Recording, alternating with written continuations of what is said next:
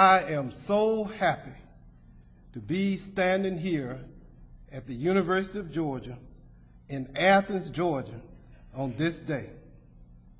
I am so happy not to be in the midst of the lying and the cheating and the backbiting that goes on in Georgia politics under the Golden Dome. And I am honored, Dr. Dozier, and privileged to serve as a lecturer on this 47th anniversary of the desegregation of this university by Hamilton Holmes and Charlayne Hunter on January 9th, 1961. The historical juxtaposition between that fateful day more than 40 years ago and today's annual lecture is profound.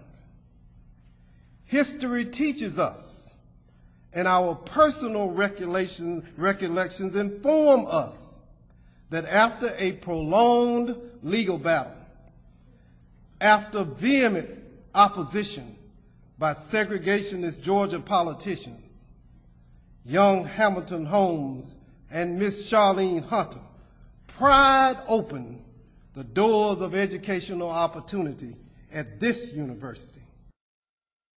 In the 40-plus years since that fateful day, you can look around and see that much has changed. In the years that have succeeded that fateful day, much progress has been made at this university and in our state. But I come to remind you that much has been done, but there still remains great work to be accomplished. I come to remind us today that great progress has been made, but work to be done. I applaud once again President Adams and the university for continuing to sponsor the Holmes-Hunter Lecture Series. It is extremely important that you have done this and that you continue to do this, because this lecture series is an official acknowledgement and recognition that the admission of Hamilton Holmes and Charlayne Hunter was a milestone in the history of this university and the state of Georgia. This lecture series also serves as a useful reminder that the admission of these two bright young scholars, as historic as it was, this is a reminder that their admission was not an end of the struggle for educational equity and justice at this university. It was not an end of that struggle, nor was it, in the words of Sir Winston Churchill, the beginning of an end of the struggle for justice in this state. But it was by no doubt a major victory in this protracted struggle for freedom, for equality, for dignity.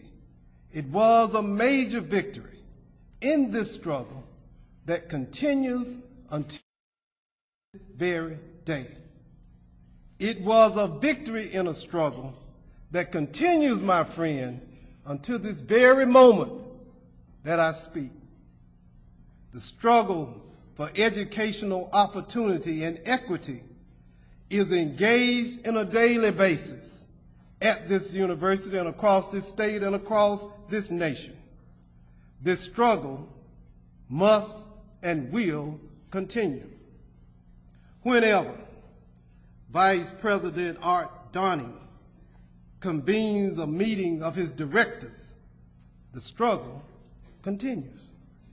Whenever Dr. Cheryl Dozier designs and implements a new strategy designed to expand opportunity at this university, Dr. Dozier, the struggle continues. Whenever Dean Maurice Daniels hosts a faculty meeting at the School of Social Work, Dr. Daniels, the struggle continues. whenever faculty members, Dr. Aldridge, whenever you distribute a test and you grade the test, the struggle continues. My young African American and white and red and black and brown students, whenever you take a test, and I hope to God whenever you can pass a test, the struggle continues. This struggle continues every day. And so I say to you, I say to Karen Baines when you meet with legislators, Dexter Fisher when you continue to maintain the buildings and the physical structure of this university, I say to each and every one of you, this struggle continues when you walk into the library and check out a book, when you sit in a classroom, the struggle continues. And so on this anniversary, I look out at this audience and I can tell you on this great day, we of different racial, ethnic, and political persuasions have gathered on common ground. Dr. Holmes would be proud. On this day, on this historic day, we of different religions, we of different ethnic backgrounds have come together on common ground, gathered under a common roof for a common purpose. On this day, the liberals and the conservatives have somehow managed to bridge the ever-present partisan divide. On this day, the Democrats, the Republicans, and the Independents have managed to sit down at a table of brotherhood. On this very unique and historic day, the PhDs and the no-Ds have sat down, have come together.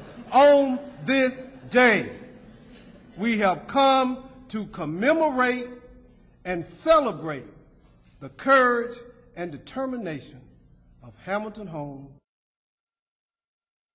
Hunter.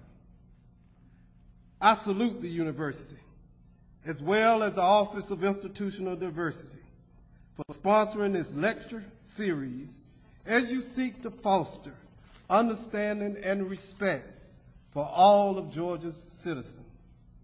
I encourage you to continue your efforts in fulfilling your mission of leading a focused institutional effort to evaluate existing programs and develop new initiatives to support diversity and equity at the University of Georgia. Permit me, and I would like to recognize, I notice my sister is here, my big sister, Thurmond Archibald. Please welcome her. Barbara, raise your hand. I see you here. Thank you so much. You know, it's so good to be back, and Tim didn't mention to you that I actually served on the faculty here at the University of Georgia. Best job I ever had.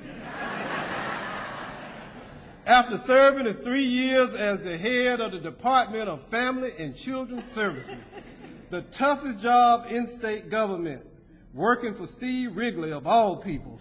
And I told then Governor Miller that I had had enough. I was tired of politics. I was tired of being talked about. I was tired of being undermined. I was tired of being stabbed in the back. I was tired of petty politics. And that I was leaving the state capitol. And that I would journey now to the University of Georgia, behind the ivy-covered walls of intellectual growth, and to begin to expand my intellectual capacities.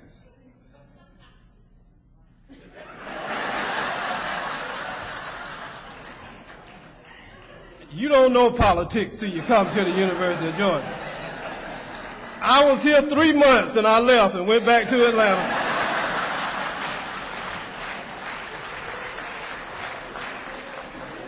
But in preparing for this lecture, I want to recognize really 2 scholars who are here that I recognize. I relied heavily, first on Calvin Trillion's exceptional book entitled An Education in Georgia. Students, if you've not read this book, you should read it. It is literally an eyewitness account. He was a reporter for the New York Times during the desegregation, and he interviewed Hamilton and Charlayne and really captured the essence of that historic period. I also read and studied Robert Pratt's We Shall Not Be Moved, The Desegregation of the University, and Maurice Daniels' Horace T. Ward, The Desegregation of the University of Georgia, as well as viewing videos from the Foot Soldiers Project, which is phenomenal. They are all there for your entertainment, your education. Students, please take advantage of viewing the Foot Soldiers video. I know Dr. Daniels is here, and I know Dr. Derek Aldridge is here. Where is Derek? I know he's here. Let's give them a hand for their work. Outstanding, outstanding. These scholarly works bring into clear focus the hero and the heroine of the human drama that unfolded here on January 9th, 1961. But it also revealed the important role that was played by many supporting actors and the groundwork that was laid before Holmes and Hunter ever set foot on this campus, and that's important. The key players, of course, were these two brilliant, brave a young man and a young woman. But we also have recognized through the works of Dr. Daniel and Aldridge and Pratt, the attorney Donald Holland, Baker Motley, and a very young Vernon Jordan. Also recognized in the history is the Killian family and Athens family, who provided Hamilton Holmes with safety and refuge during those difficult times. Thanks to their efforts, many of the people in this chapel today, have been recognized for having contributed to this historic moment. But still, my friends, there are others who I think should also receive greater recognition. My research tells me that after Charlayne Hunter were suspended for their own safety following a student-organized riot, 300 white faculty members bravely signed a petition demanding from the administration that the suspension of Holmes and Hunter be overturned and that these two students be returned to this university. 300 white faculty members. Students, always remember that in order to be successful in this world, you must develop and build alliances with all people, regardless of race, color, and creed. Dr. Daniels, I know that you know how important that petition was when those 300 white faculty members stood up and said no. Dr. King often stated that the greatest threat to justice in our society is not the threats that are posed by evil men and evildoers. What he said was the greatest threat to justice and equity and fairness is not what evil men do and evil men say, but it is when good people fall silent. He said it is the silence of the good people that lays the foundation for evil. When you hear racial slurs in your dormitories, or in your sorority meetings, or in your fraternity meetings, and if you stay silent, more damage is done by your silence than over 1,000 threats that are hurled from the highest hill from the loudest voice. When good people fall silent. Let's give those 300 faculty members a round of applause for their courage.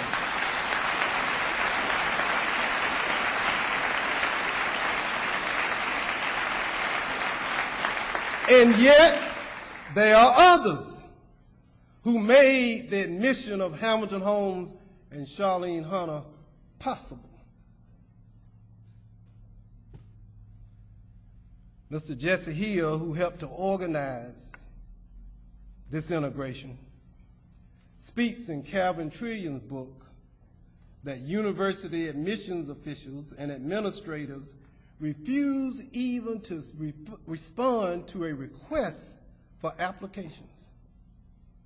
We often overlook the fact that unless you have an application to fill out, you cannot apply. And it was impossible for them to receive an application from university officials. It was quite a quandary. What were we to do? Jesse Hill says that they remembered and recognized that the janitors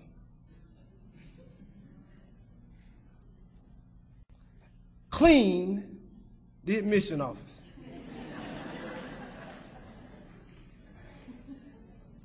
And a janitor who will remain anonymous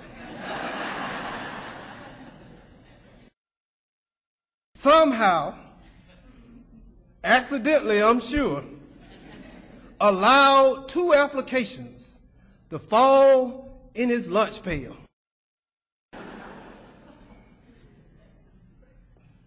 See, there's a study, that was a survey done a few months ago that said that there was a growing divide between educated, upper-income African Americans and impoverished, low-income African Americans.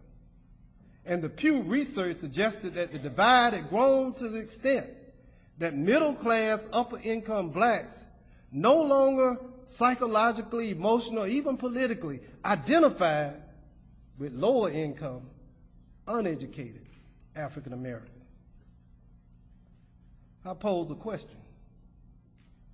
But for that janitor,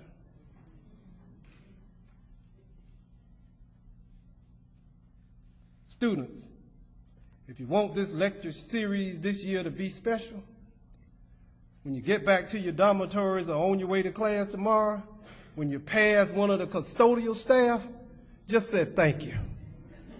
Tell them thank you. Tell them thank you. Students, and when I was in school, there were some of us who didn't really ever see the janitors.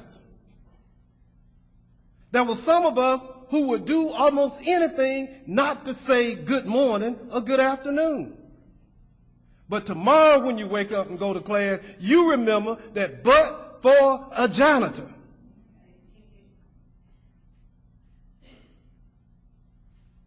but for a maid, and not just the janitors and the maids who working here at the University of Georgia, but for that janitor who you call daddy, who using small salaries to pay big tuition bills.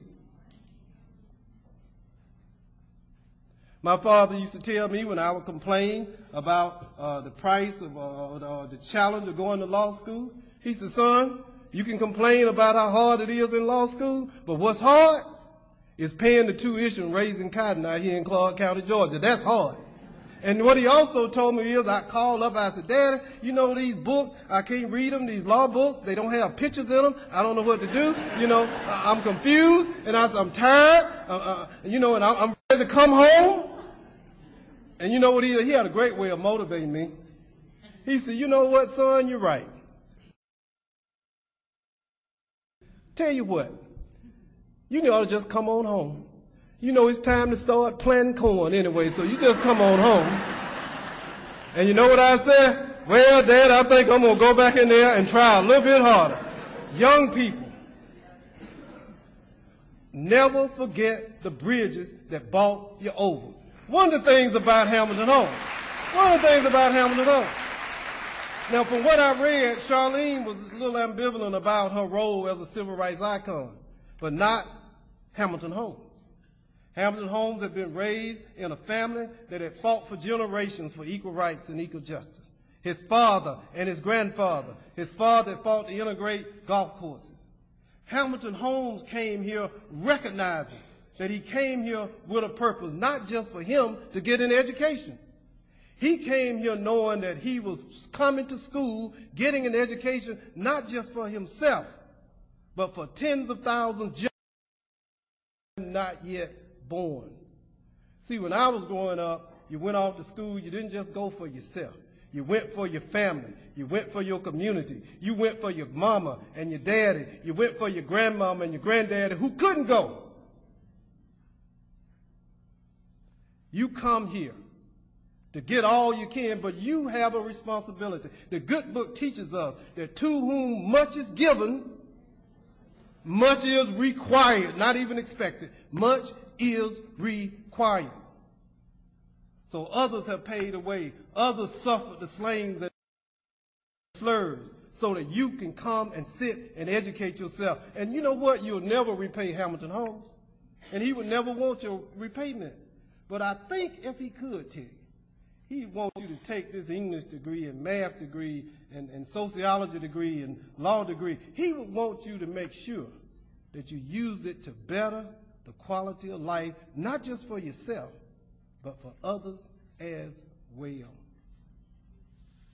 If you want this day to be special, commit yourself. Commit yourself today to making a difference. Commit yourself to serving the community. Commit yourself to expanding your own comfort zone. I stand here and I've told people before, isn't it interesting that, and I remember January 9, 1961, the reason I remember, my mother would not let us go out of the house to play. I remember some sirens in the distance and some explosions, but you know, I was too young. I was just 9 years old, Dr.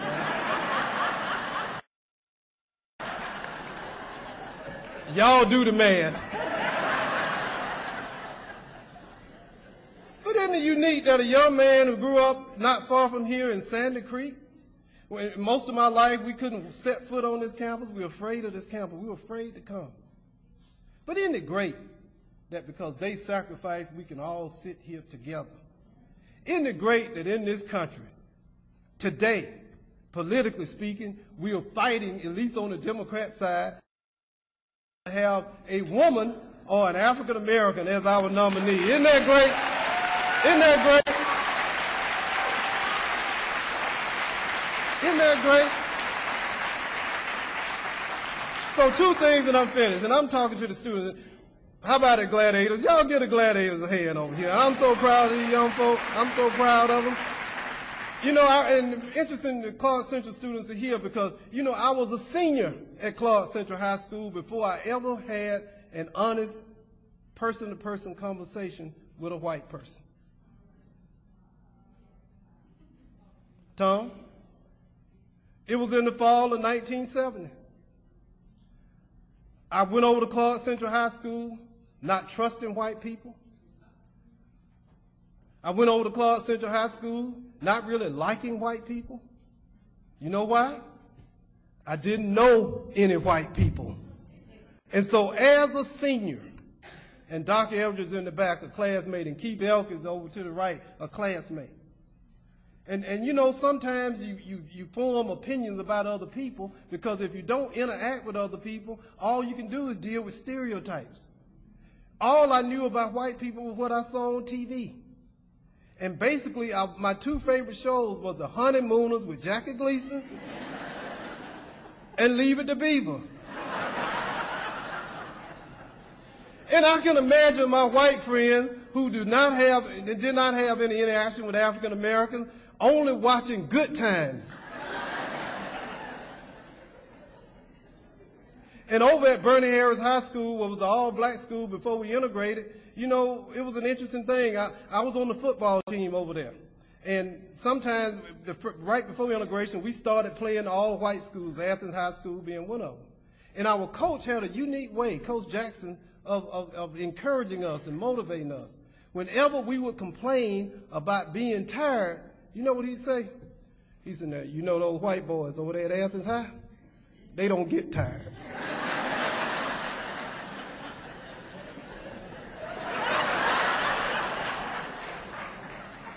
Even some of our teachers in the school, when we would walk around in the hallway making noise, some of us said, come here. So you know them white kids over there at Athens High? They don't talk in the hallway. So you can imagine, my senior year, I go out for a consolidated, integrated football team. The first thing the coach asks I ran my 4 laps. I came to the end of my mile, and there were hundreds of white boys passed out tired. I was confused. I didn't know what was going on. From that experience at Clark Central High School, fast forward 20 plus years, and you have the first African American elected statewide in a state that is 70% white.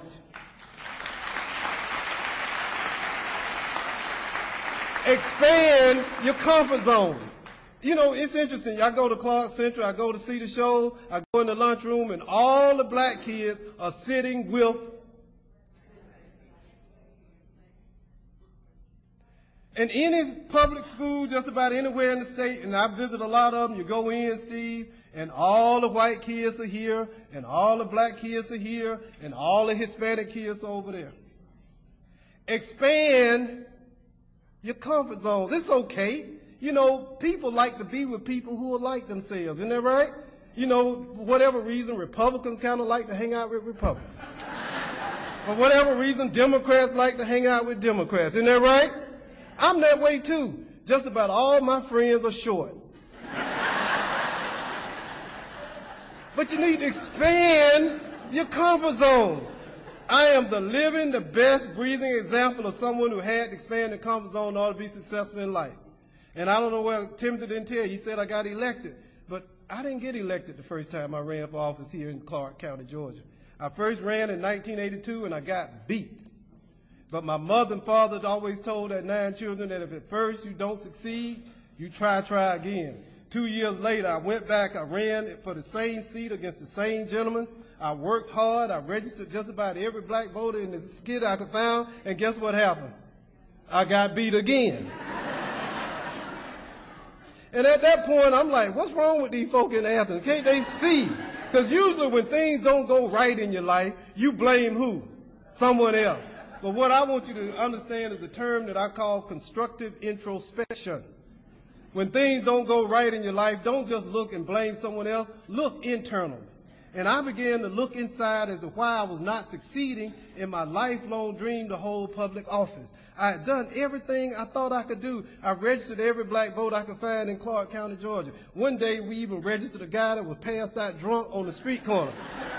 But it turned out good because on election day he was drunk on the same street corner. We got him. I voted him. I could not win. Then guess what I started doing? And this is the truth. This is the truth. I started visiting the UGA library.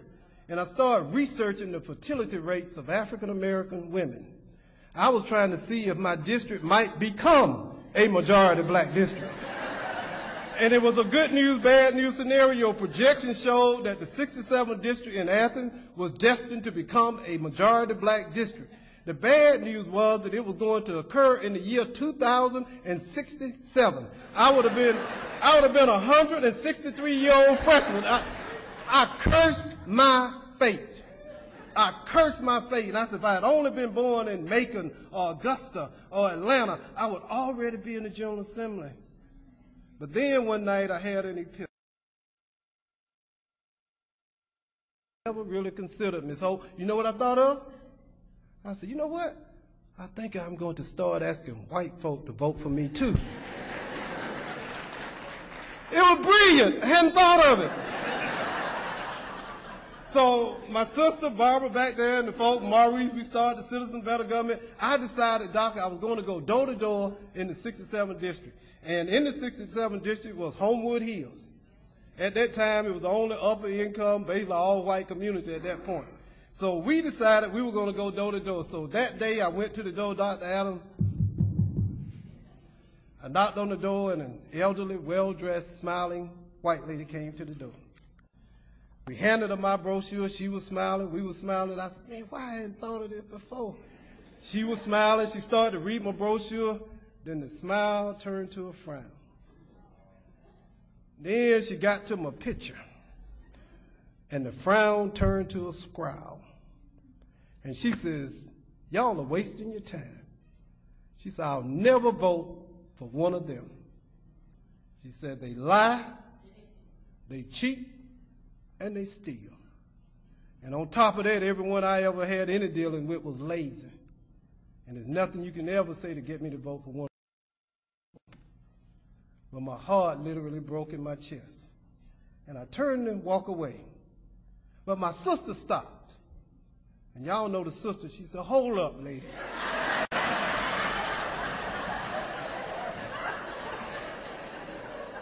And I'm saying, I'm getting ready to go to jail. I see that now. She said, "Haven't you ever heard of the civil rights movement? Don't you know you can't judge political candidates simply by the color of their skin?" The lady took the brochure, read it again. She says, "Honey, I don't care what color he is.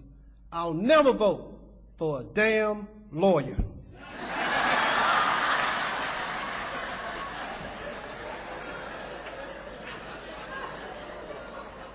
Two things. Some of us have more obstacles to overcome than others. But secondly, the good Lord has made this world in a very unique way. The successes we seek in life are rarely found close by. You want more jobs in your community? You want a better school system? You want more black students at the University of Georgia? I submit to you the answer won't be found in your neighborhood, on your neighbor's back porch. We want more African-American faculty members? What I submit to you is that we must be willing to cross not just geographical railroad tracks, but we'll have to cross emotional and psychological railroad tracks as well. But never allow your fears to overpower your dreams. I'll leave you with this. And I call it my bold new vision for Georgia. It is a vision that you all helped to formulate. I am who I am because of the people in this chapel who believed in me. And it is a vision that's not separated by North Georgia and South Georgia. It is a vision of a Georgia not separated by rich Georgia and poor Georgia. It is the vision of a Georgia not separated by black Georgia and white Georgia and Hispanic Georgia. It is a vision of a Georgia that when it comes to the education of our young people, we will not allow ourselves to be separated, not even between Republicans and Democrats. I am convinced beyond all reasonable doubt that if we will continue to work together, if at least once a year we come together as we have today and pray together and sing together and learn together, we can build, we will build one Georgia, one great Georgia for one great people. This is my vision. This is my hope. But more importantly, this is my prayer. One Georgia, one America, one nation that is truly under God, one nation that is indivisible, one nation dedicated to liberty, justice, and educational opportunity for all.